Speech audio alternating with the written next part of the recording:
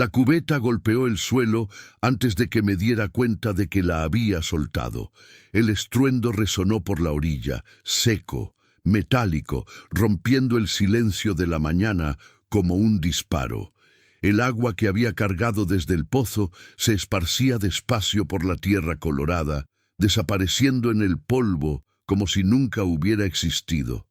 Ni siquiera me moví para recogerla, porque mis ojos ya habían encontrado lo que no debía estar allí. Primero, el caballo. Era un animal grande, oscuro, con una montura que valía más que todo lo que yo tenía dentro de mi casa. Estaba parado a la orilla del río Colorado, con las riendas caídas, el pelo reluciendo por el sudor seco. No comía, no bebía, solo se quedaba allí, inmóvil como una estatua de carne, mirando hacia abajo, hacia las piedras. Y fue entonces cuando vi al hombre, caído de lado entre las piedras lisas de la orilla, con el rostro a medias enterrado en la arena mojada. Una de sus manos aún sujetaba débilmente la rienda, como si hubiera intentado resistir hasta el final sin lograrlo. La ropa era demasiado buena para este lugar. Pantalón de algodón oscuro sin un solo rasguño, botas de piel con doble costura, camisa de botones con las mangas enrolladas hasta el codo, ropa de patrón de alguien de fuera, de alguien con dinero y destino fijo. Nadie con ese tipo de ropa se perdía en el monte por accidente. Tragué el nudo que se me había formado en la garganta y bajé la pendiente rápido, sin pensar. Las piedras resbalaban bajo mis guaraches. Me sujeté de las ramas secas que colgaban sobre el río para no caer, pero no me detuve. Todo mi cuerpo funcionaba en automático, como sucede siempre que el miedo es demasiado grande para dejar que la cabeza mande. Me arrodillé en la arena mojada a su lado. El olor era a río, a lodo y a sudor frío. El tipo de olor que uno no olvida. ¡Ey! La voz que salió de mi boca era más firme de lo que esperaba. ¡Ey! Escúcheme. Nada. Puse 2 dedos en su cuello, a un lado, como el difunto José me había enseñado una vez, cuando la hija de la vecina se desmayó por el calor en unas fiestas de San Juan. Aquí, Teresa, siente el pulso aquí.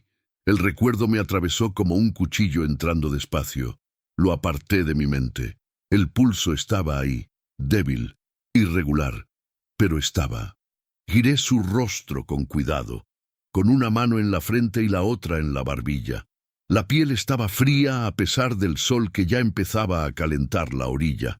Labios blancos, una línea de sangre seca detrás de la oreja, fina, casi borrada por el agua.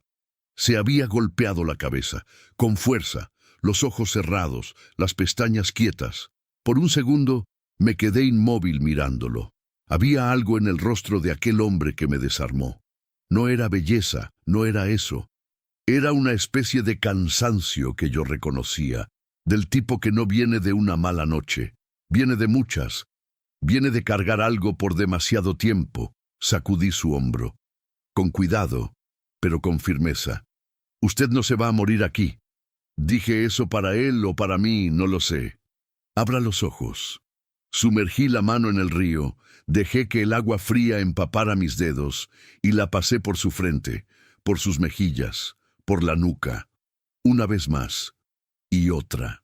El sol ya pegaba de lado en la piedra grande de allá cerca, y yo sabía que, en poco tiempo, aquella orilla se iba a convertir en un comal.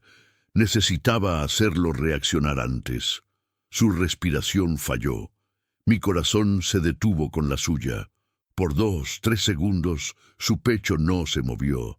El silencio fue completo. Hasta los pájaros callaron, o eso me pareció. El caballo detrás de mí bufó bajo, una sola vez, como si lo supiera. No. La palabra salió de mi interior como una orden. No haga eso. Y entonces el pecho subió. Lento, trémulo, pero subió. Solté el aire que no sabía que estaba reteniendo. Continué mojando su boca, gota a gota, con la paciencia que la vida en el campo enseña a tener. La paciencia de quien sabe que no todo lo que casi muere tiene que morir, que a veces basta con que alguien se quede, que se quede y no se vaya. El caballo se acercó despacio, sin ruido, y se detuvo justo detrás de mí. Sentí el vaho caliente de su hocico cerca de mi nuca. Miré hacia arriba, a los ojos oscuros y calmos del animal, y algo en esa mirada me dijo que él había esperado, que se había quedado al lado de su dueño porque no sabía hacer otra cosa. Entendí aquello muy en el fondo. Volví al hombre. Su mano se movió primero.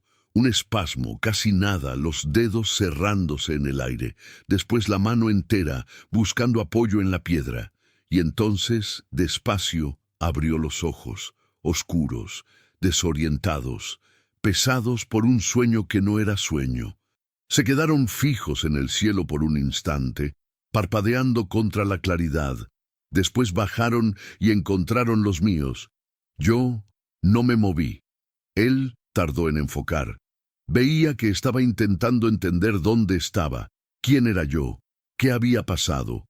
El pecho subía y bajaba con más fuerza ahora, el color volviendo poco a poco a sus mejillas. Abrió la boca, la cerró, la abrió de nuevo. La voz que salió era ronca, rasposa, como paja seca arrastrándose sobre madera. Te encontré, me congelé. No fue lo que dijo, fue el modo. No era el hablar de un hombre confundido, delirando por la fiebre o el choque. Era el tono de quien acaba de encontrar lo que estaba buscando, quieto, seguro, aliviado, como alguien que camina mucho tiempo en la oscuridad y de repente ve una luz conocida. Yo nunca había visto a ese hombre antes en mi vida.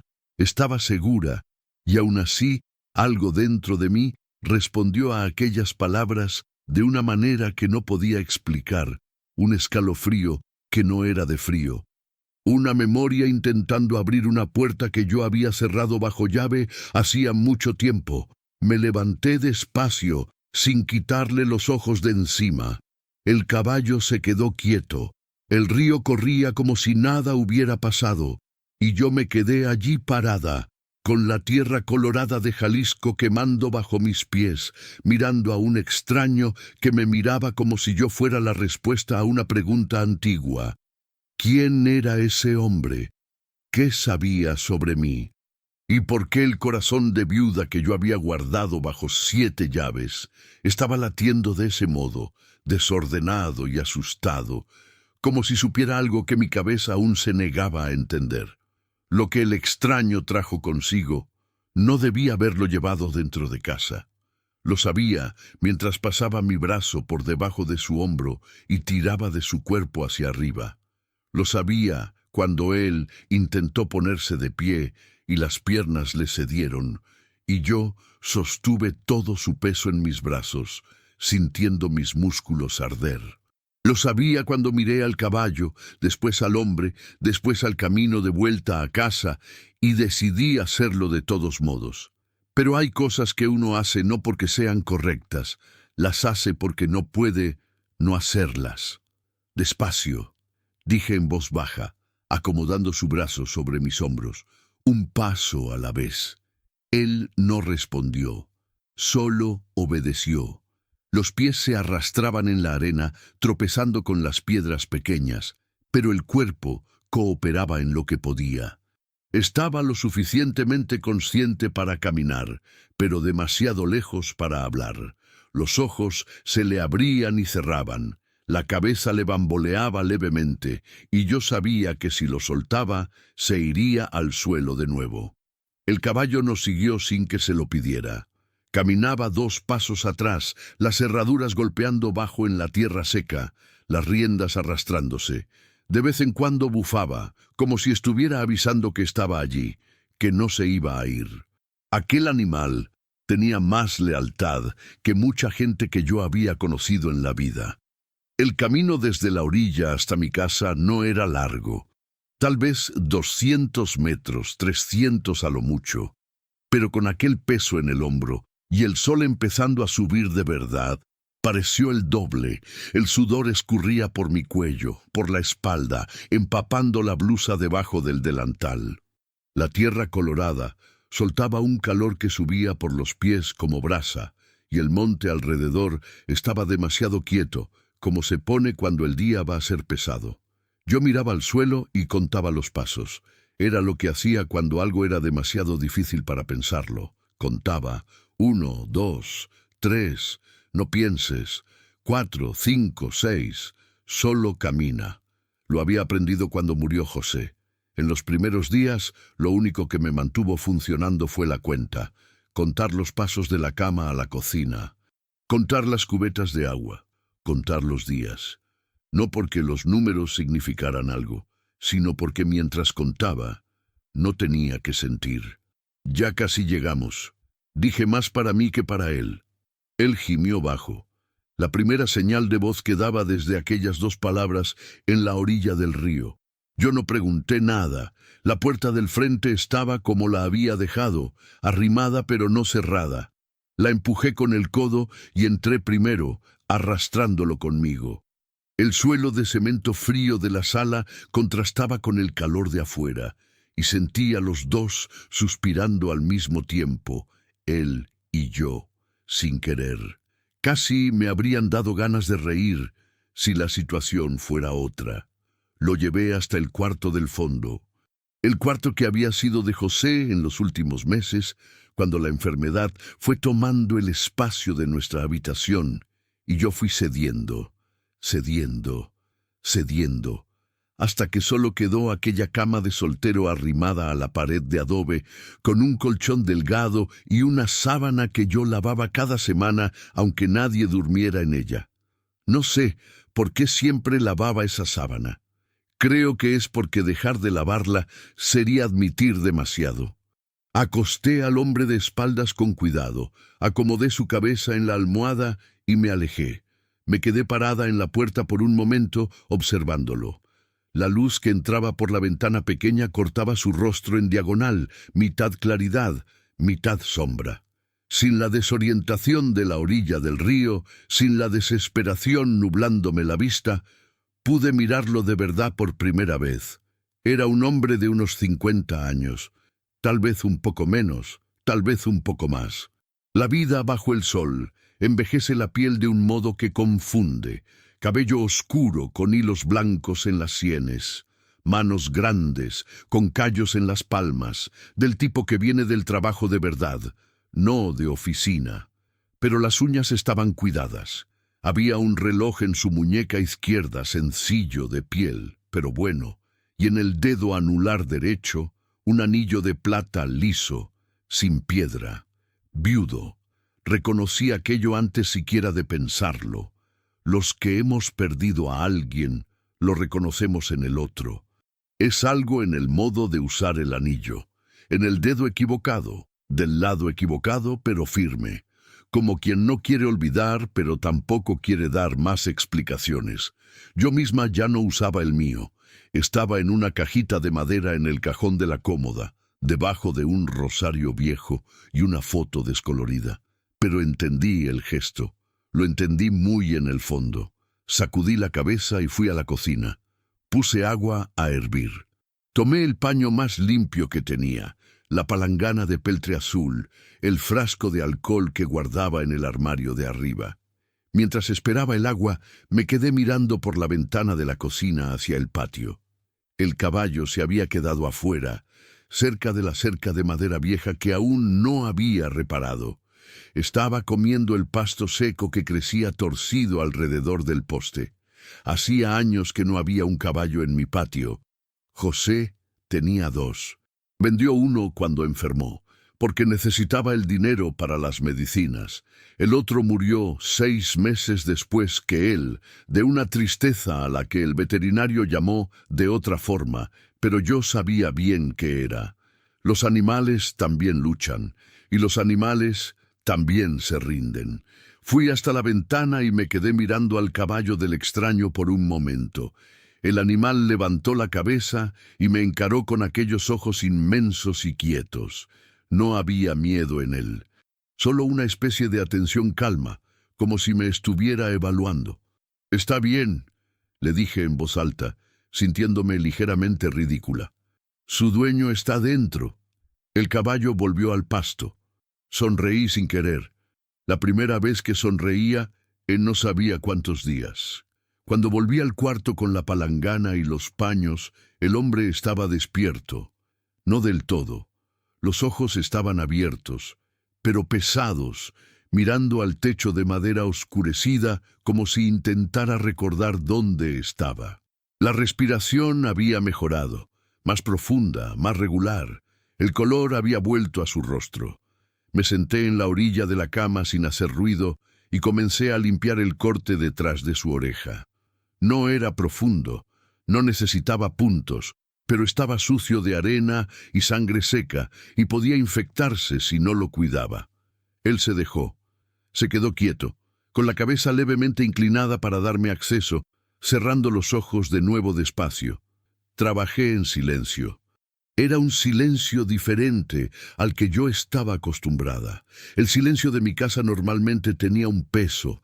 Era vacío, era profundo, era del tipo que hace que uno escuche hasta sus propios pensamientos más de lo que quisiera. Pero aquel silencio tenía otra textura, tenía presencia, tenía respiración, tenía a alguien. Estaba casi terminando cuando habló. Mi nombre es Aurelio.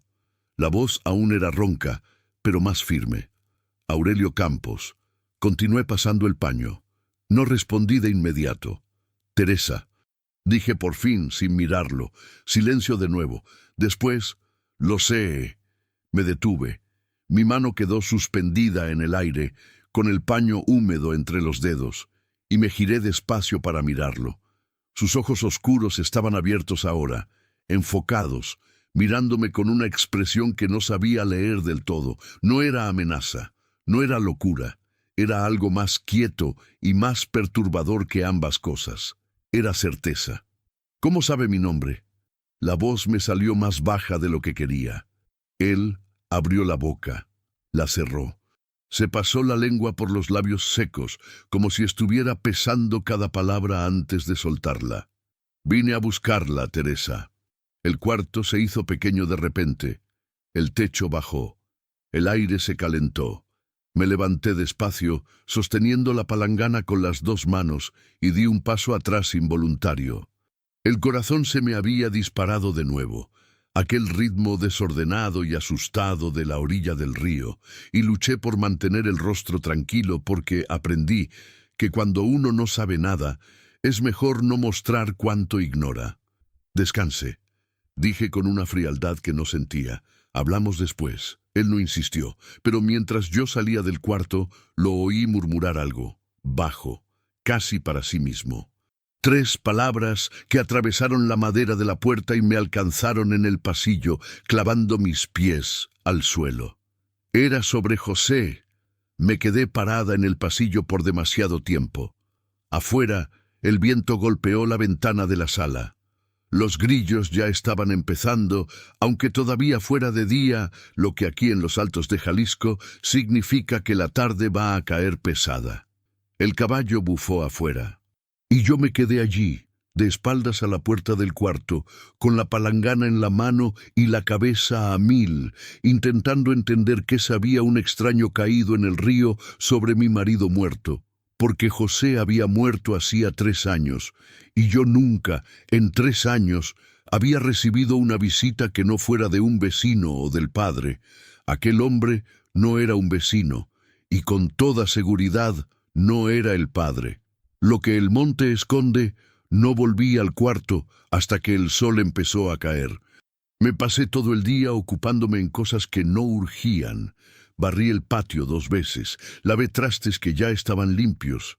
Fui hasta la cerca, fingiendo revisar los postes, pero me quedé parada mirando al horizonte por demasiado tiempo, con el viento caliente golpeando mi blusa y la cabeza llena de preguntas que no sabía si quería responder. Era sobre José. Las 3 palabras se quedaron rodando dentro de mí como una piedra en el fondo de un río. Rodando y rodando, sin posarse, sin sosiego. José había muerto por un problema del corazón. Fue rápido al final, pero lento en el medio, que es la peor forma. 2 años viendo a alguien que amas desvanecerse poco a poco, volviéndose más ligero, más pálido, más distante, hasta que una mañana despiertas y su lado de la cama está frío de una manera que sabes, incluso antes de levantarte, que es distinta a todas las demás mañanas frías. Yo sabía todo sobre la vida de Pepe. Al menos eso era lo que pensaba. Fui hasta el gallinero, tiré el maíz al suelo sin contar los granos como hacía siempre y me quedé mirando a las gallinas picotear sin ver a ninguna. Allá en el fondo del patio, el caballo de Aurelio estaba echado a la sombra del mezquite, con las patas dobladas y la respiración tranquila. Un animal que confiaba en el lugar donde estaba. Aquello me incomodó de una forma que no supe explicar. Cuando entré al cuarto, él ya estaba despierto y había logrado sentarse en la cama. La diferencia de unas pocas horas era visible. El rostro seguía marcado, los ojos aún cargaban ese peso de quien pasó demasiado cerca del final, pero había una firmeza en él que por la mañana no estaba. Se había bebido el agua que le dejé en el vaso sobre la mesa de noche. Se había quitado la camisa sucia y la tenía doblada en el regazo, con el torso al descubierto, más flaco de lo que la ropa dejaba aparentar. En el lado izquierdo del pecho, una cicatriz antigua. Larga, curvada, del tipo que deja una cirugía. También del corazón, reconocí. Igual a la de Pepe. Me tragué la impresión y me quedé parada en la puerta. ¿Comió algo hoy?, pregunté, porque era más fácil que preguntar lo que realmente quería. No tenía que preocuparse. La voz estaba mejor, más firme, más limpia. No pregunté si tenía que preocuparse. Pregunté si comió. Él me miró por un segundo, con una expresión que no supe leer, y luego negó con la cabeza. Fui a la cocina y calenté lo que había, un caldo de papa con un sazón sencillo, el tipo de cosa que hacía cuando no había ánimos para más. Se lo llevé en un jarro, con un pedazo de bolillo del día anterior, y lo puse en la mesa de noche sin ceremonias. Me senté en la silla de tule recargada contra la pared, crucé los brazos y esperé. Comió despacio, sin prisa, sin comentar nada sobre el sabor. De la forma en que come quien le tiene respeto a la comida porque ya pasó por tiempos donde no la tenía segura. Cuando terminó, se quedó con el jarro entre las manos y me miró. «¿Usted quiere saber?» No era una pregunta. Dijo que era sobre Pepe. Lo dije. Entonces, hable. Él respiró profundo. Pasó el pulgar por el borde del jarro, de un lado a otro, un movimiento pequeño y repetido que aprendí a reconocer como el gesto de quien está juntando valor. Pepe y yo nos conocimos hace mucho tiempo. Empezó despacio. Antes que usted, antes de este rancho, cuando los dos éramos más jóvenes y más tontos, que muchas veces es lo mismo. Asentí con la cabeza, sin decir nada. Trabajamos juntos en una mina allá por el norte de Sonora. De eso hace unos 35 años. Éramos peones, ganábamos poco, la situación estaba difícil. Hizo una pausa. Un buen día, al dueño de la mina lo asesinaron. Robaron su caja fuerte. Oro, dinero, escrituras de tierras. El cuarto se quedó quieto. Afuera, el viento había cambiado de dirección. Me di cuenta por el sonido que hacía en las tejas, un silbido bajo y continuo que conocía bien, señal de que venía el agua. ¿Pepe estaba ahí?, pregunté con cuidado. Pepe me salvó la vida esa noche. La voz de Aurelio salió distinta en esa parte, más pesada. Yo había visto quién fue, un capataz llamado Delmiro, un hombre violento, peligroso, con gente armada de su lado. Cuando se dio cuenta de que yo lo había visto, se me vino encima. Pepe me escondió, me sacó de ahí antes del amanecer, me subió a un camión para lejos sin pedir nada a cambio, sin conocerme bien, sin tener obligación alguna. Cerré los ojos por un segundo. Era tan Pepe, tan completamente él, que me dolió el pecho de una forma buena y mala al mismo tiempo. «Y usted desapareció», dije. Tuve que desaparecer. Delmiro tenía el brazo largo. Rehice mi vida lejos, en el sur del país. Pasaron años para que pudiera establecerme. Se miró el anillo en el dedo. Me casé, tuve un hijo, levanté un rancho desde cero y nunca olvidé lo que Pepe hizo por mí. ¿Por qué tardó tanto en aparecer? Porque Delmiro murió el año pasado. Sus ojos oscuros encontraron los míos. Mientras él estuviera vivo, cualquier persona ligada a mí o a Pepe corría peligro. Yo lo sabía. Por eso me mantuve lejos. Mandé dinero una vez, de forma anónima, a una dirección que logré rastrear. Nunca supe si llegó. Algo se movió en mi memoria. Hace unos 20 años, una carta sin remitente. Adentro, dinero en efectivo, lo suficiente para liquidar una deuda que no nos dejaba dormir. Pepe se quedó callado por días después de eso. Cuando le pregunté, solo dijo que era de un viejo amigo que le debía un favor. Solo eso, un viejo amigo. Y no pregunté más porque Pepe tenía esa forma de cerrar ciertos temas que uno aprendía a respetar. El dinero llegó, dije bajo. Aurelio cerró los ojos por un segundo. Cuando los abrió, había algo distinto en ellos. Un alivio viejo, guardado hace mucho tiempo en un lugar apretado. Necesitaba encontrarla para contárselo en persona, para decirle lo que hizo Pepe, que fue un hombre de bien antes que cualquier otra cosa. La voz se le puso más ronca. Y para entregarle lo que es suyo por derecho. ¿Qué derecho? Bajó la mano despacio y abrió la hebilla de la morral de cuero que estaba colgada en la cabecera, que yo no había notado antes. Sacó un sobre doblado, grueso, y lo extendió hacia mí. No me moví. ¿Qué es eso? Es la parte de Pepe, dijo simplemente, del rancho que habríamos comprado juntos si todo hubiera sido distinto.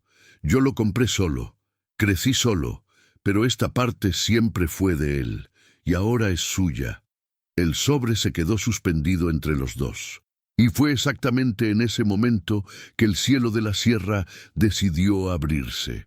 El primer rayo cortó el horizonte como un cuchillo de luz, y el trueno vino justo detrás, tan cerca que sacudió las tejas e hizo que la ventana de madera vieja vibrara. Me levanté de un salto con el reflejo de quien vive sola en el campo y sabe que la tormenta aquí no avisa, solo llega. «Espéreme ahí», le dije a Aurelio saliendo del cuarto. Corrí por la casa cerrando lo que había que cerrar.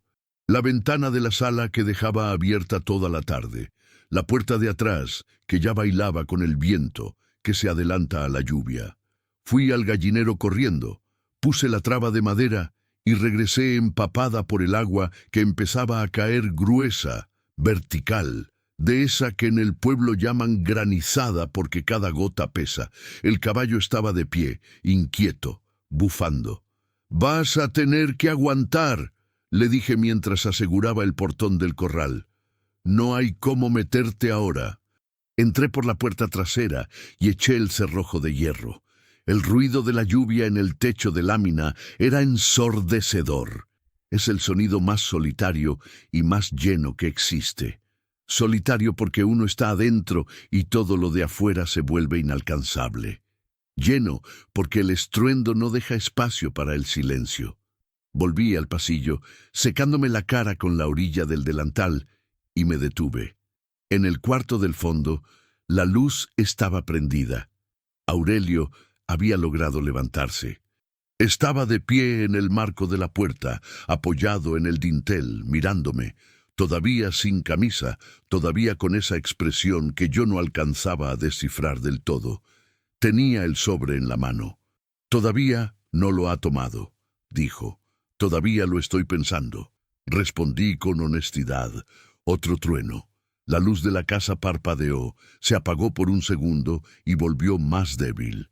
Fui hasta el trastero de la sala con la cabeza baja, saqué las velas y los cerillos que guardaba ahí para cuando se iba la luz, que en el campo se va con la regularidad de una rutina. La luz parpadeó 2 veces más y se fue por completo. El cuarto quedó a la media luz de las velas que encendí en un plato en la cocina. La lluvia seguía, fuerte, cerrada, sin señas de querer parar. Ese tipo de tempestad que dobla todo el monte y no se va hasta que le da la gana. Me senté a la mesa de la cocina. Aurelio vino despacio, apoyándose en la pared, y se sentó en la silla de enfrente. El sobre se quedó sobre la mesa entre los dos. Por un largo rato, ninguno habló. La lluvia hablaba por nosotros. «Usted no me parece alguien que acepte favores fácilmente», dijo él por fin. «No lo soy. Pepe también era así. Lo sé. Por eso nunca me buscó para cobrarme nada, ni siquiera cuando lo necesitaba». Miré la flama de la vela por un momento. La flama se doblaba con el viento que entraba por las rendijas de la ventana, casi se apagaba y volvía. «¿Usted tiene familia?», pregunté, cambiando de tema de repente. Él tardó un segundo. «Tuve. Mi mujer murió hace 4 años. Mi hijo vive en la Ciudad de México, tiene su vida allá. El rancho es grande y es solo mío, y ya no sé muy bien para quién lo estoy trabajando». Aquello cayó sobre la mesa con el mismo peso del sobre. 2 viudos, 2 ranchos, 2 silencios que habían crecido tanto que casi se habían vuelto personas. «¿Cómo terminó en el río?», pregunté. Una sombra le pasó por la cara. Venía a caballo porque el camino de tierra estaba bloqueado más adelante por un árbol caído. Intenté un paso por el río que había visto en el mapa. El caballo pisó en falso en una piedra lamosa y me caí. Me golpeé la cabeza. Hizo una pausa. «No recuerdo mucho después de eso. Pudo haber muerto». «Lo sé. Solo en el río». «Lo sé, Teresa». La forma en que dijo mi nombre esta segunda vez fue distinta a la primera, allá en el río. Allá había sido sorpresa, alivio. Aquí era otra cosa. Era el tono de quien ya ha pronunciado el nombre de alguien muchas veces en su cabeza antes de lograr decirlo en voz alta. Me levanté y fui a la ventana mirando la lluvia que convertía el patio en un lodo rojo. «Va a tener que quedarse esta noche», dije sin voltear. «Con esta lluvia, el camino de regreso va a estar impasable hasta mañana». «No quiero darle molestias. Ya me las dio», respondí seca pero sin maldad. «Una noche más no va a cambiar mucho». Lo oí respirar. «Gracias». Me quedé en la ventana un rato más, viendo cómo los relámpagos iluminaban el monte por fracciones de segundo, revelando los árboles torcidos, la cerca, el caballo resguardado bajo el mezquite, todo lo que yo había construido sola, todo lo que Pepe había dejado atrás. Y en medio de todo eso, un extraño con una cicatriz en el pecho y un anillo de viudo en el dedo equivocado, sentado a mi mesa a la luz de las velas, trayendo un pasado que yo no sabía que existía. No tomé el sobre esa noche, pero tampoco le pedí que se fuera. La madrugada que no perdona. Me había ido a acostar como a las 10, no a dormir, a acostarme. Son cosas diferentes, y cualquiera que haya pasado por una pérdida grande sabe distinguirlas sin que se lo expliquen. El cuerpo se tumba, los ojos se cierran, pero la cabeza se queda encendida en un cuarto que no tiene interruptor. Me quedé mirando el techo de madera oscurecida por el tiempo, escuchando la lluvia que no daba tregua. Golpeaba en la lámina con una constancia que en otro momento sería hasta arrulladora, ese ruido lleno y uniforme que lo tapa todo.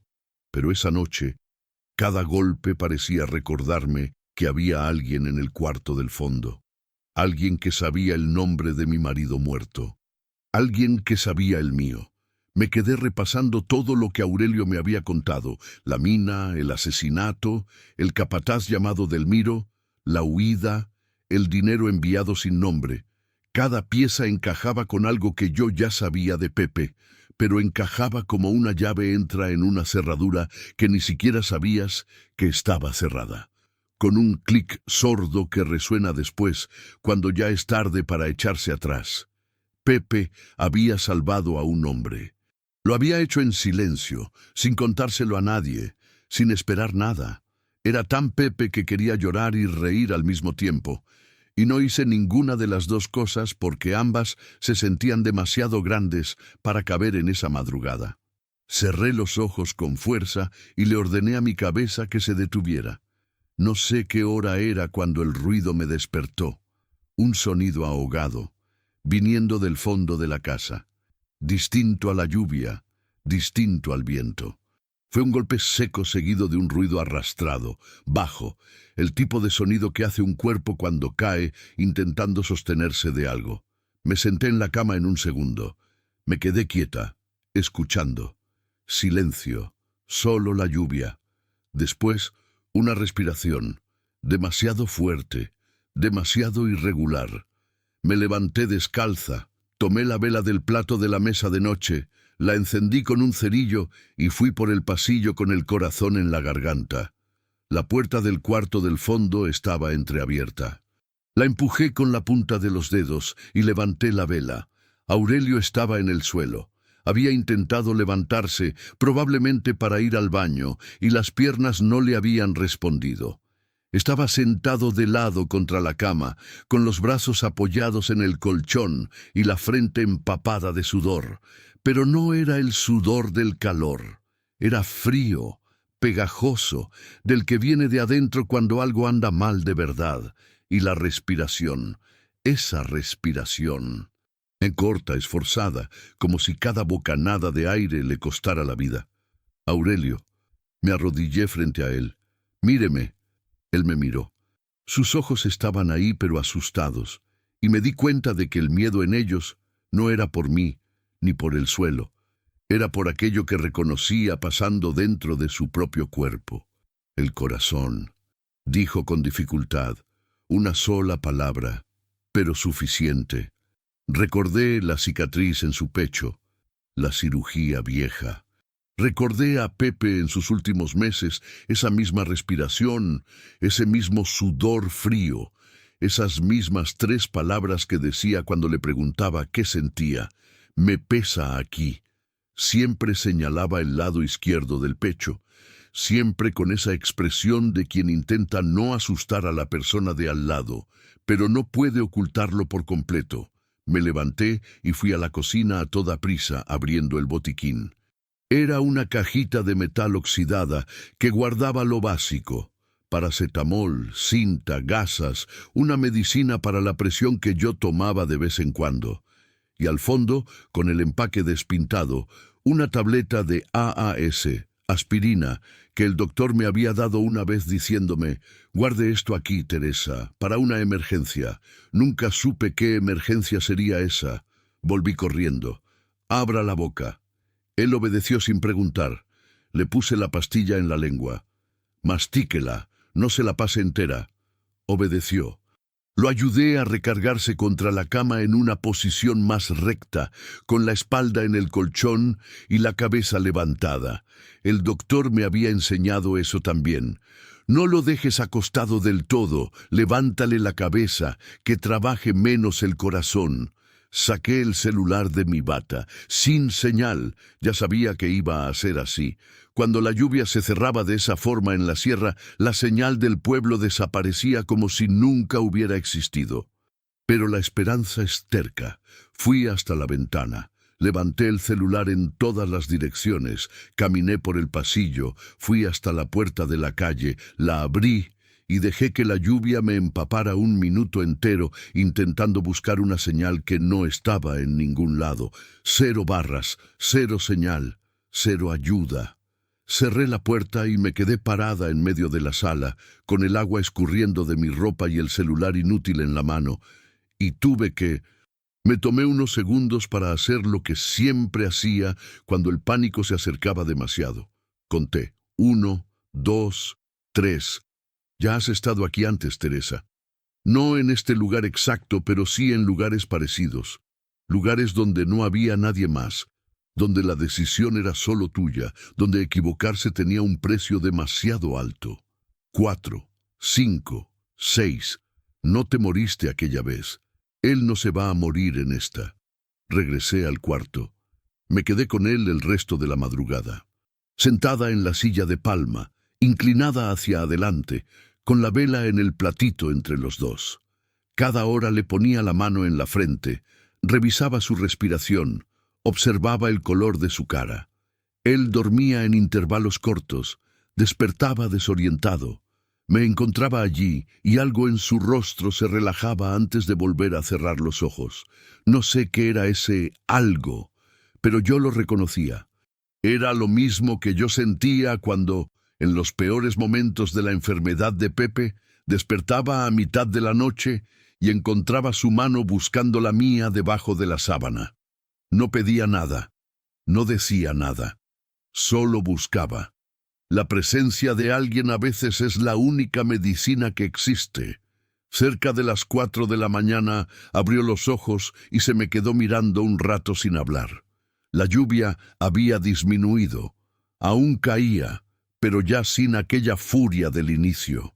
Un chipi-chipi pesado, constante, que ablandaba la tierra y hacía que el campo oliera de una forma que yo amaba y odiaba al mismo tiempo. Olor a comienzo. Olor a cosa que estaba seca volviendo a estar viva. «¿Desde cuándo estás aquí?», preguntó, con la voz más débil pero más clara. «Desde que te caíste». Se quedó callado por un momento. «Deberías haberte ido a dormir». «Debería haber hecho muchas cosas», respondí. No me fui. Él miró la llama de la vela. «Mi mujer hacía eso», dijo despacio. «Se quedaba despierta cuando yo estaba mal. Yo le pedía que se fuera a acostar, que yo estaba bien, que eran tonterías. Ella fingía que se iba y regresaba a los 5 minutos. Una pausa. Solo alcancé a entender cuánto valía aquello después de que ella se fue. No dije nada, no había nada que decir que no fuera lo obvio, y lo obvio en esas horas duele más de lo que ayuda. «¿Cómo fue?», preguntó de repente. «Con Pepe». La pregunta me agarró sin defensa. Tal vez porque era demasiado tarde, tal vez porque la madrugada tumba las cercas que uno se pasa el día entero construyendo, o tal vez porque había algo en aquel hombre que me daba ganas de responder preguntas que yo me había negado a contestarme a mí misma por 3 años. «Lento», dije por fin. La peor parte no fue el final, la peor parte fue el medio, cuando él todavía estaba aquí, pero ya se estaba yendo.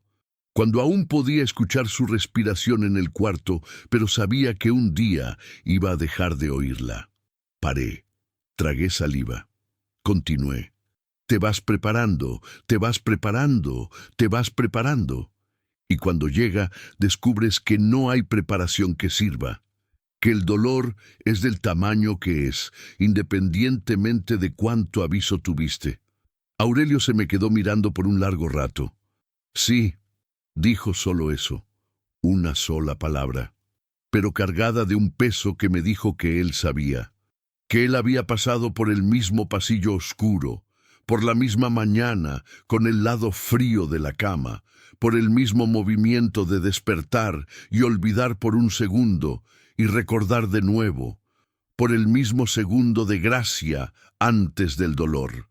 Me quedé mirándolo y pensé que éramos 2 personas muy parecidas que la vida había puesto en lados muy diferentes de un mismo río, y que hizo falta una caída, una tormenta y una madrugada sin señal para hacernos sentar ante la misma vela.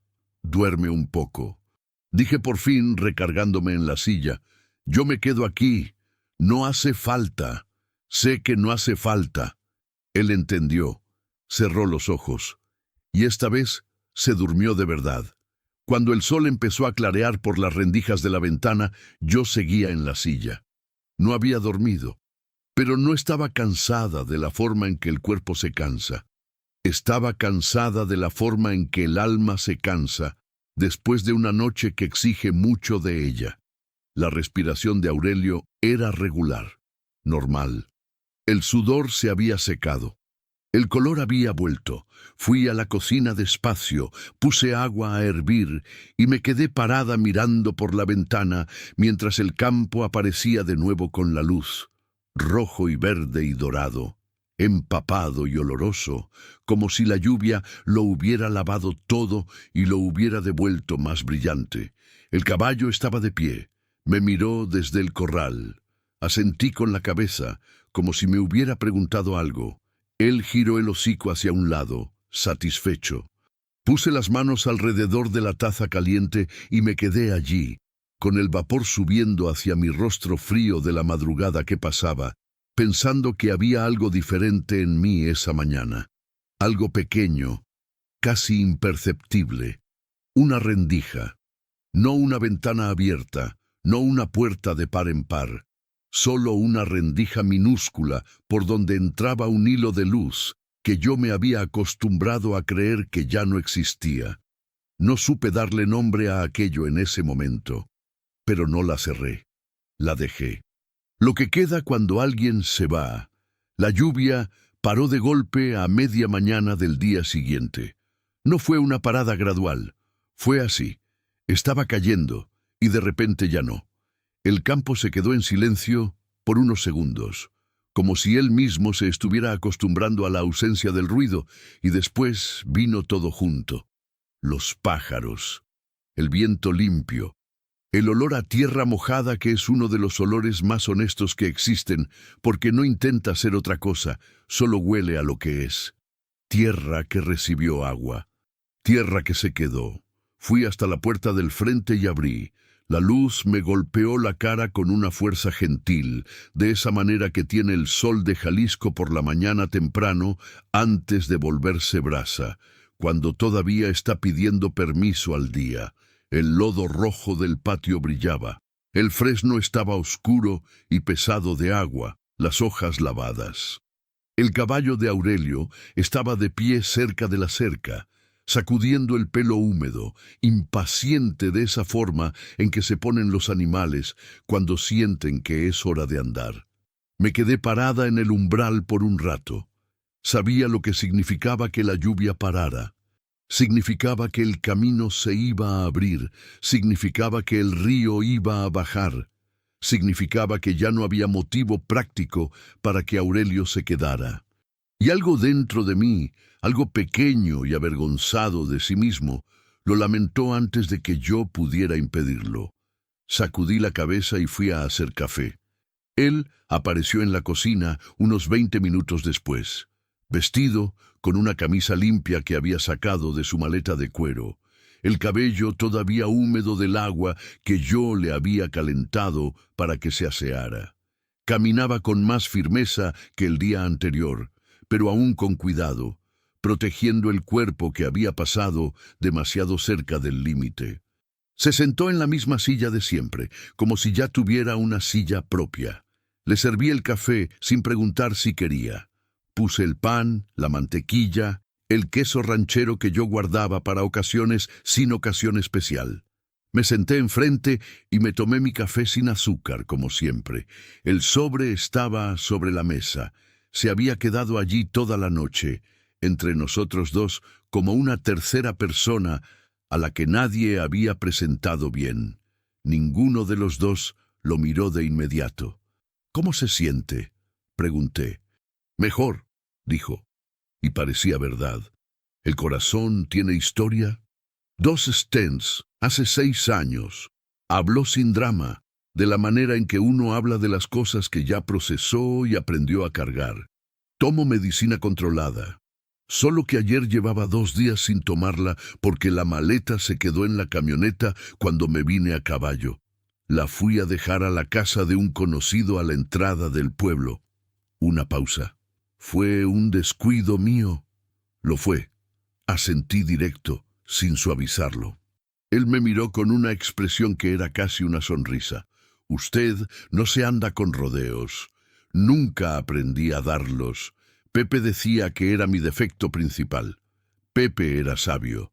Pepe era terco, pero sabía reconocer las cosas correctas en las personas equivocadas». Aurelio se quedó callado por un momento, mirando su taza. «¿Va a tomar el sobre?», preguntó por fin. Miré el sobre. Había pensado en eso toda la noche, en los pocos huecos entre un sueño y otro en aquella silla de palma. Le había dado vueltas al asunto por todos lados, como se le da vueltas a una fruta para ver si está buena, y había llegado a un lugar que no era simple, pero era honesto. No, dije. Él no pareció sorprendido. Solo se me quedó mirando, esperando. No porque no lo necesite, continué. Lo necesito. Sería mentira decir que no. La cerca del patio se está cayendo. El techo de la bodega necesita tejas nuevas. El pozo lleva pidiendo mantenimiento 2 años.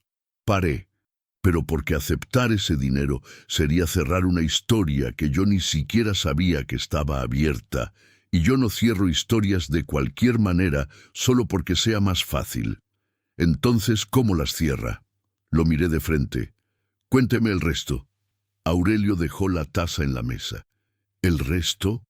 Usted vino de lejos, a caballo, por caminos bloqueados cruzando el río, para entregarle un sobre a la viuda de un hombre que conoció hace 35 años.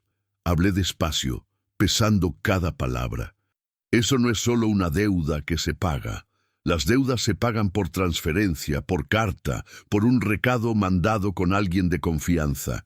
Usted vino personalmente, así que hay algo más. El campo se quedó quieto allá afuera. Aurelio se me quedó mirando por un largo rato, con esa expresión que yo había pasado 2 días intentando descifrar.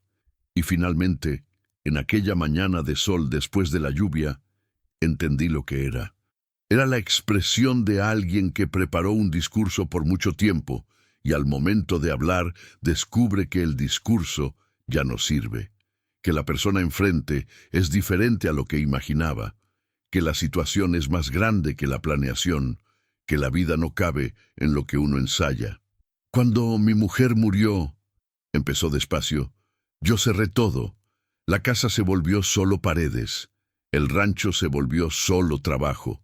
Despertaba, trabajaba, dormía, despertaba otra vez. Por 2 años. Hizo una pausa. Mi hijo me llamaba. Yo contestaba, decía que estaba bien, colgaba. Los vecinos me invitaban a cosas. Yo inventaba excusas para no ir. Miró la mesa. Me estaba acostumbrando al vacío como si el vacío fuera mi casa nueva.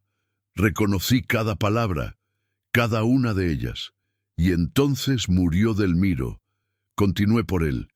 Y entonces murió Delmiro. Repitió. Y de repente ya no había razón para quedarme parado. Ya no había amenaza, ya no había miedo, ya no había excusa. La voz se le hizo más baja. Empecé a pensar en Pepe, en lo que él había hecho por mí, en cuánto tiempo había pasado, y empecé a pensar en usted, a quien nunca había visto, pero que había construido una vida con el hombre que me salvó. Me miró. Yo quería saber cómo era esa vida. Quería saber si había valido la pena. La cocina se quedó en silencio. Allá afuera, un vienteveo se posó en el fresno y se quedó repitiendo su canto, terco y alegre, como si necesitara que todo el mundo supiera que estaba allí. ¿Y valió la pena?, preguntó él. Sentí el peso de la pregunta posarse en mi pecho. ¿Valió la pena?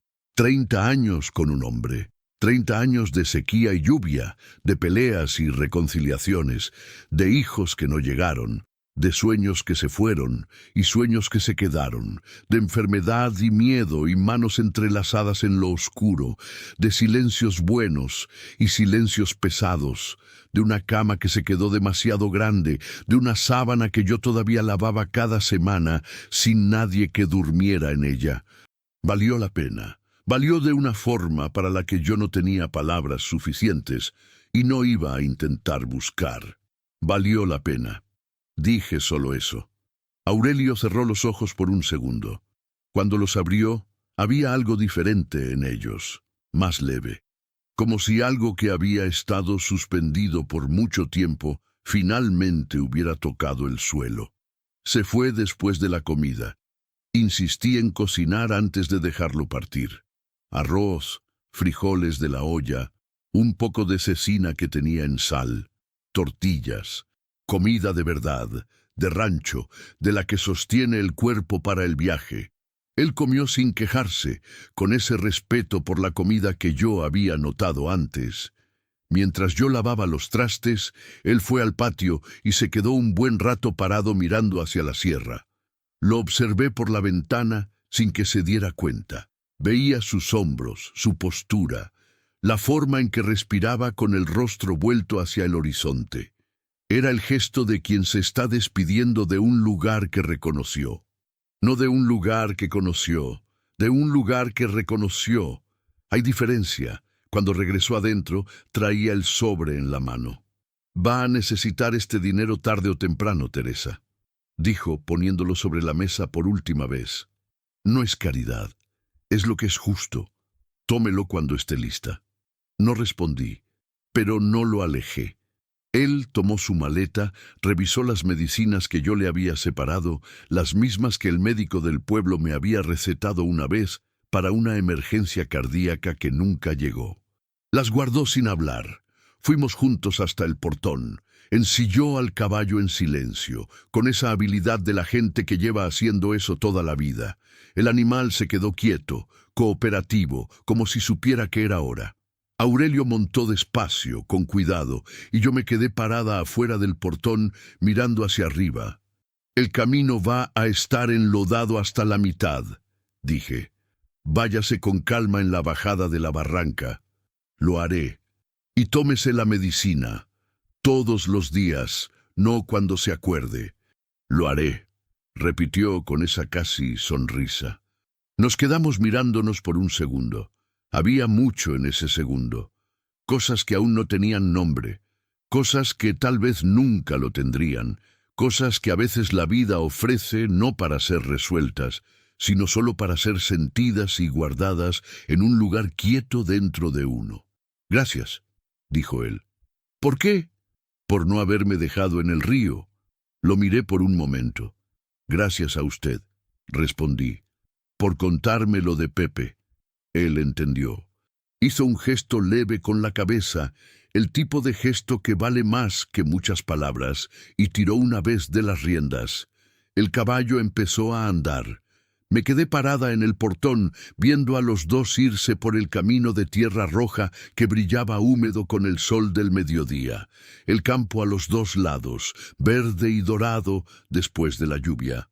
El cielo inmenso de Jalisco, azul sin nubes, como si la tormenta de la noche anterior se hubiera llevado todo lo pesado y hubiera dejado solo lo limpio. No volteó hacia atrás, pero en la curva del camino, antes de desaparecer entre los árboles, el caballo sacudió la cabeza una vez, como un saludo. Me quedé mirando la curva un rato más después de que desaparecieron. Regresé adentro despacio. La cocina estaba en silencio. Olía a café viejo y a comida, el olor más honesto de una casa que fue habitada. La vela del platito estaba apagada, derretida hasta la mitad. La silla de palma donde yo había pasado la noche estaba un poco movida hacia adelante, tal como quedó cuando Aurelio se levantó por última vez. No la empujé de vuelta. Fui hasta la mesa y miré el sobre.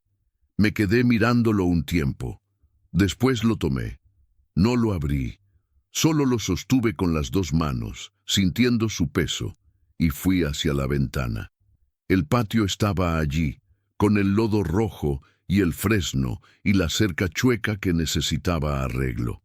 Mi vida estaba allí. Pequeña, simple, un poco gastada por las orillas, pero entera. Entera de una forma que yo había olvidado reconocer. Puse el sobre en el cajón del trastero, al lado de la cajita de madera, al lado del rosario viejo, al lado de la foto descolorida de Pepe. Cerré el cajón con cuidado, y por primera vez, en 3 años, después de tantos años, no sentí el peso de abrir aquel cajón. Sentí otra cosa, algo parecido a la certeza de que don José había pasado por este mundo de la manera correcta, que había dejado rastros buenos en los lugares que importaban, en los arroyos que cruzó, en la gente que conoció, en las madrugadas que se quedó cuando bien pudo haberse ido, y que yo era parte de ese rastro, y que eso no terminaba cuando uno cerraba los ojos. Fui hasta la puerta trasera, la abrí y me senté en el escalón de cemento con el rostro vuelto hacia el monte. El sol estaba fuerte, pero se aguantaba. Los grillos habían empezado temprano. Allá arriba, un gavilán trazaba el cielo despacio en círculos largos, sin prisa, como quien conoce cada pedazo de lo que está abajo y ya no necesita buscar, solo habitar. Cerré los ojos y dejé que el calor se posara en mi cara. Y por un momento, solo por ese momento, el silencio a mi alrededor no tenía peso alguno. Era solo silencio, y era suficiente. Lo que el río guarda, el monte devuelve. Hace 4 meses que se fue. Sé el número exacto porque, al día siguiente de la tormenta, había cambiado el calendario de la cocina, ese que regalan en la farmacia con paisajes de playa que nunca tuvieron sentido en un rancho del monte, por un cuadernito de notas donde empecé a escribir cosas pequeñas. No un diario, no sé llevar un diario, me siento ridícula escribiéndome a mí misma como si fuera otra persona. Solo notas, cosas que pasaron, cosas que había que hacer, cosas que no quería olvidar. El 3 de abril escribí, arreglé la cerca del patio. El 18 escribí, mandé traer teja nueva para la troje. El 29 escribí solo una cosa, sin explicar qué era. Abrí el sobre. No hacía falta explicarlo. Yo sabía lo que era. Y el cuaderno era mío. El dinero estaba ahí, doblado en billetes organizados con el cuidado de quien respeta lo que está entregando. Junto a ellos, un papel escrito a mano, con letra firme y un poco ancha, de quien aprendió a escribir tarde y se esmera en cada letra. Teresa, esto es de José, y ahora es tuyo. No es obligación, no es lástima, no es un favor. Es lo que es justo. Cuida el rancho, cuídate tú. Aurelio, lo leí 3 veces. Después guardé el papel en la cajita de madera junto a la foto de José. Se sintió correcto. La cerca quedó lista en 2 días con la ayuda de Benito, un muchacho de la vecindad que hacía trabajos eventuales y nunca se quejaba de nada. El techo de la troje tomó 1 semana. El pozo, 2 semanas y media, porque el hombre que hacía ese tipo de servicios en la región tenía fama de ser bueno, pero siempre tenía la agenda llena, y aprendí que las cosas buenas piden paciencia. El rancho fue quedando distinto, no distinto de una forma que un extraño notaría. Pequeño, minucioso, el tipo de diferencia que solo la persona que vive en un lugar percibe, el portón que dejó de rechinar, la gotera del pasillo que dejó de gotear, el patio que se veía más limpio, no porque yo tuviera más energía que antes, sino porque había dejado de pensar que arreglar las cosas era un esfuerzo que no valía la pena. Cuando uno cree que nadie va a ver, tiende a dejar las cosas como están. Yo había dejado de notar que yo misma lo veía. No sé bien cuándo cambió aquello. Solo sé que cambió. A principios de julio, en una mañana de cielo despejado y frío seco de invierno del campo, estaba afuera reparando el gallinero cuando escuché el ruido. Herradura en tierra. Dejé de hacer lo que estaba haciendo. Me quedé escuchando por un segundo, con el martillo en la mano y el corazón haciendo esa cosa idiota que había empezado a hacer a veces sin aviso. Ese latido rápido y sin motivo aparente que eu fingía no notar. El ruido se acercó. Me levanté despacio y me volví. Era él, el mismo caballo oscuro, la misma silla buena, la misma postura sobre el lomo del animal, la espalda recta, las riendas seguras pero sin apretar. Aurelio usaba una camisa clara de manga larga, el cuello abierto, el sombrero de palma inclinado contra el sol que todavía estaba bajo. Se veía distinto a la última vez que lo vi, más descansado, más entero. El caballo reconoció el patio antes de que el dueño dijera nada.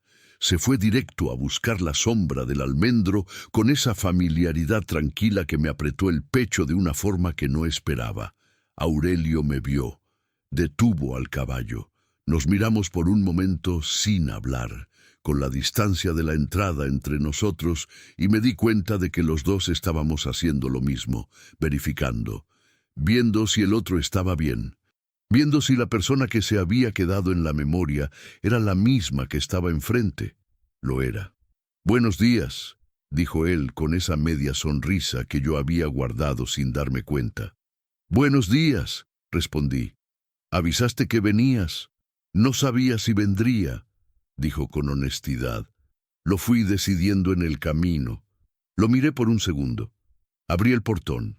Tomamos café en la misma mesa, en las mismas sillas, con el mismo pocillo de peltre blanco que estaba despostillado del borde, pero que nunca cambié, porque José decía que un despostillado no es una rotura. Aurelio sostuvo el pocillo con las dos manos, como quien tiene frío por dentro más que por fuera, y miró por la ventana de la cocina hacia el patio que yo había arreglado. «La cerca quedó buena», dijo. «Quedó. La atroje también. La vi al entrar. Teja nueva», dije simplemente. Él asintió, mirando con una expresión que era de aprobación y algo más, algo que no supe nombrar en el momento, pero que se quedó flotando en el aire de la cocina como el olor a café. «¿Cómo estás?», preguntó por fin. Pensé en la pregunta de verdad, como se merecía. «Distinta», dije, de una forma que todavía estoy aprendiendo a medir. ¿Distinta para bien o distinta para mal? Distinta que aún no sé, pero que ya no me asusta como antes. Me miró por un largo tiempo. «Yo también», dijo por fin. Nos quedamos quietos, pero era un silencio que no pesaba. Era el tipo de silencio que ocurre entre personas que ya han pasado por cosas difíciles juntas y descubrieron que no necesitan llenar todo el espacio con palabras.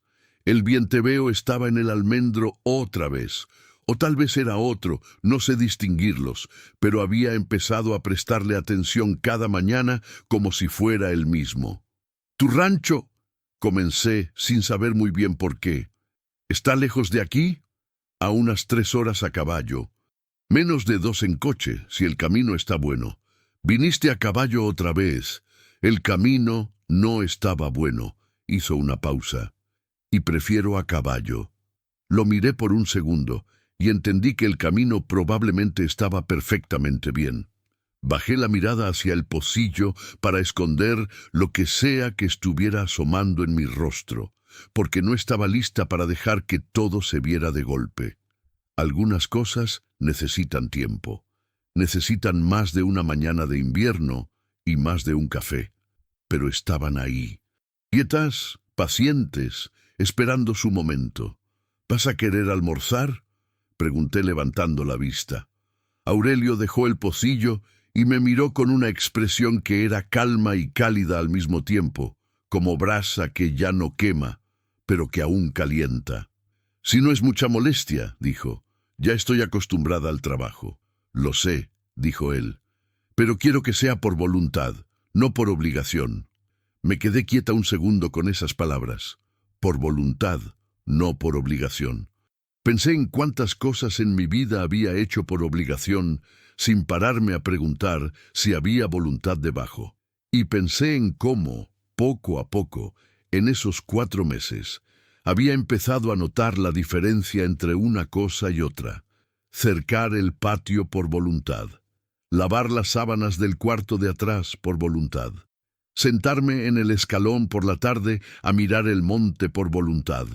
Pequeñas elecciones, pero elecciones al fin. «Es por voluntad», dije. Aurelio sonrió. De verdad, esta vez. No la media sonrisa guardada, no la expresión contenida de quien aprendió a no mostrar mucho. Una sonrisa abierta, un poco tímida, del tipo que aparece cuando la persona no esperaba sentir lo que sintió y se queda sorprendida de sí misma.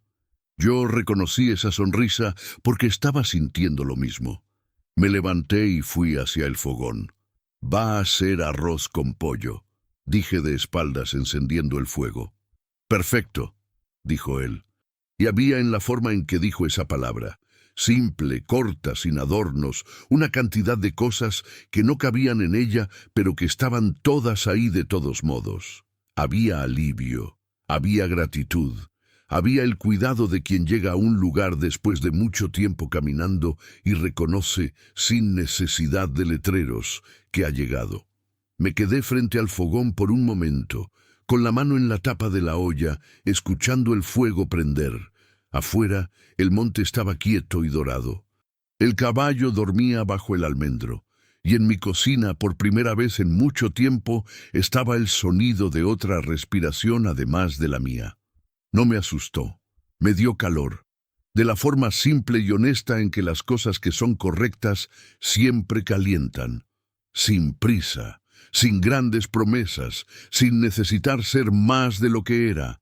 Solo aquel momento, solo aquella mañana, solo aquel fuego encendido, y por ahora era más que suficiente.